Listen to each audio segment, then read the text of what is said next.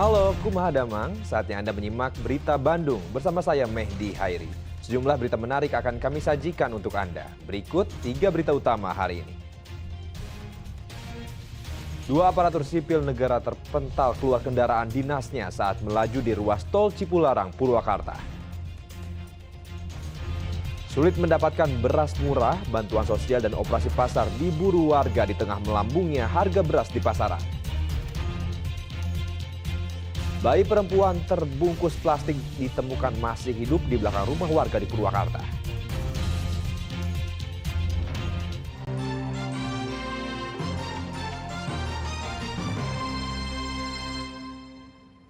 Kita awali informasi pertama. Mobil yang ditumpangi hilang kendali dan menabrak pagar pembatas tol Cipularang, Purwakarta. 2 aparatur sipil negara terpental keluar kendaraan. Diduga sopir mobil panik hingga membanting setir saat melihat iring-iringan kendaraan dari arah belakang.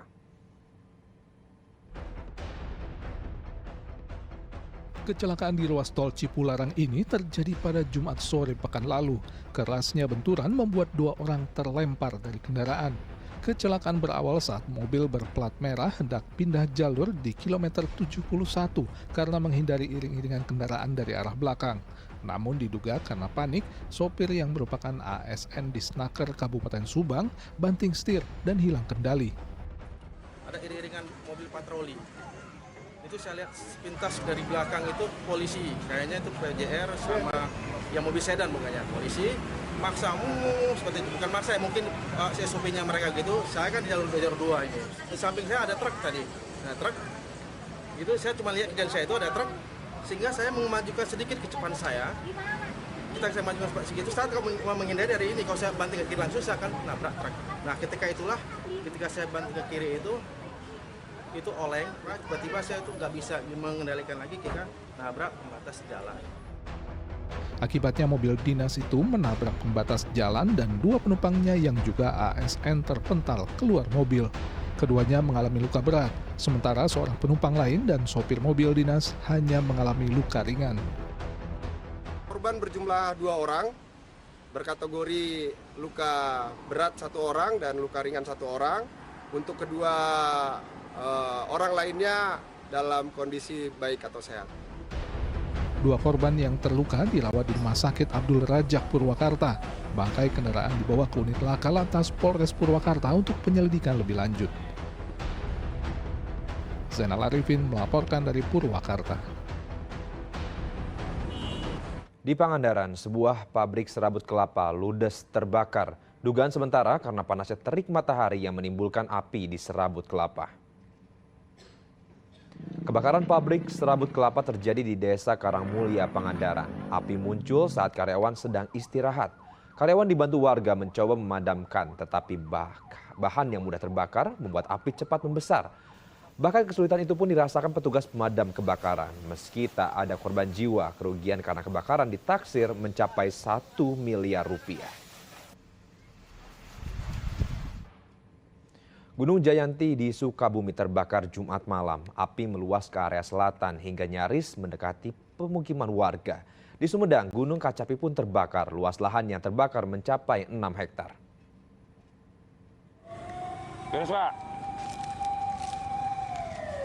Api membakar lahan di Gunung Jayanti, Kecamatan Pelabuhan Ratu, Kabupaten Sukabumi, Jumat siang. Lokasi kebakaran lahan yang hanya berjarak 100 meter dari permukiman membuat warga was-was. Petugas damkar yang tiba di lokasi sore harinya berupaya memadamkan api yang mendekati permukiman. Semakin malam api meluas ke sebelah selatan. Luas area lahan yang terbakar mencapai lebih dari 2 hektar. Ya, mungkin dari tadi jam 4 tadi sudah di Taman Sari masih ada titik api, tapi udah kecil. Tapi sampai sekarang api udah menjalur ke Gunung Jayanti, semakin membesar gitu. Kebakaran lahan di area gunung juga terjadi di Bukit Gunung Kacapi, Desa Kebonjati, Sumedang, Kamis petang. Warga sempat merekam api yang telah membakar lahan di puncak Gunung Kacapi. Warga juga khawatir karena titik kebakaran yang hanya berjarak sekitar 200 meter dari permukiman mereka. Petugas gabungan dari BPBD, Damkar, Tagana, TNI, Polri, serta relawan berusaha memadamkan kebakaran. Medan yang terjal serta luasnya membuat proses pemadaman sulit. Ditambah lagi banyaknya ranting dan dedaunan kering yang membuat api cepat meluas. Kesulitannya adalah karena lokasi jangkauan itu cukup jauh dan tinggi. Pak, proses pemadaman sendiri seperti apa sekarang, Pak? Ya, untuk proses pemadaman kita mencoba memadamkan sedikit demi sedikit, kemudian kita dari jauh untuk berjaga-jaga membuat sekat bakar. Hingga malam petugas bersiaga mencegah kebakaran mendekat ke permukiman. Area lahan yang terbakar diperkirakan mencapai 5 hektar, sementara penyebab kebakaran masih diselidiki.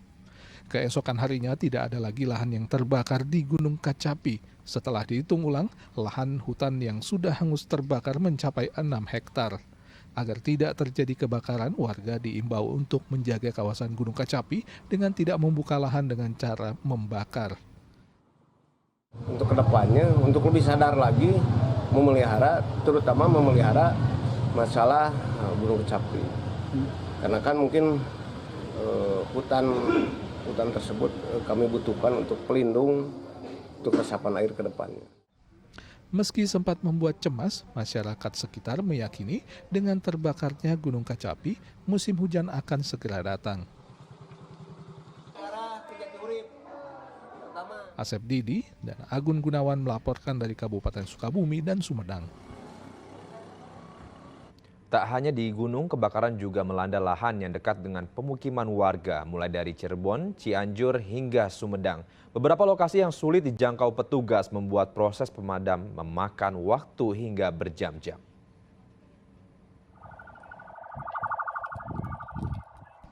Kebakaran lahan dekat permukiman warga ini terjadi di Kelurahan Kalijaga, Kota Cirebon, Kamis siang. Tiupan angin membuat kebakaran di lahan kering ini cepat membesar. Petugas pemadam kebakaran berjibaku memadamkan api agar tidak mendekat perumahan warga. Belum diketahui penyebab kebakaran, diduga dari puntung rokok atau efek dari suhu panas kemarau panjang. 5.000 meter lahan perkebunan karet milik PT Pasir Kalapa di Kampung Pasir Batu, Desa Petei Condong, Kecamatan Cibeber, Kabupaten Cianjur terbakar. Sulitnya medan di lokasi api membuat mobil pemadam kebakaran tidak dapat menjangkau lokasi. Pemadaman dilakukan dengan menggunakan ranting pohon. Api padam setelah 5 jam kemudian, setelah petugas menggali sekat api sehingga kebakaran tidak meluas. Kebakaran ini adalah kejadian yang kedua kalinya. Masih dari Cianjur, kebakaran lahan seluas 1 hektar juga terjadi di dekat permukiman warga Kampung Cijati, Desa Sukasari, Kecamatan Cilaku. Sulitnya medan membuat petugas kewalahan. Petugas yang dibantu warga setempat menggunakan alat seadanya untuk memadamkan api. Belum diketahui secara pasti penyebab kebakaran tersebut, namun diduga karena faktor alam dan kelalaian manusia. Api dapat dipadamkan 6 jam kemudian. Lahan kebun bambu seluas 1 hektar milik warga Desa Ranca Mulia, Sumedang juga terbakar Jumat malam. Tak hanya kebun bambu, kobaran api juga sempat menjalar ke lahan kering lainnya. Petugas BPBD dan damkar yang terjun ke lokasi langsung melakukan pemadaman dengan menggunakan bambu dan kayu. Kebakaran lahan ini juga terjadi di beberapa titik hingga sempat mendekati permukiman warga. Proses pemadaman juga terkendala oleh medan jalan yang terjal.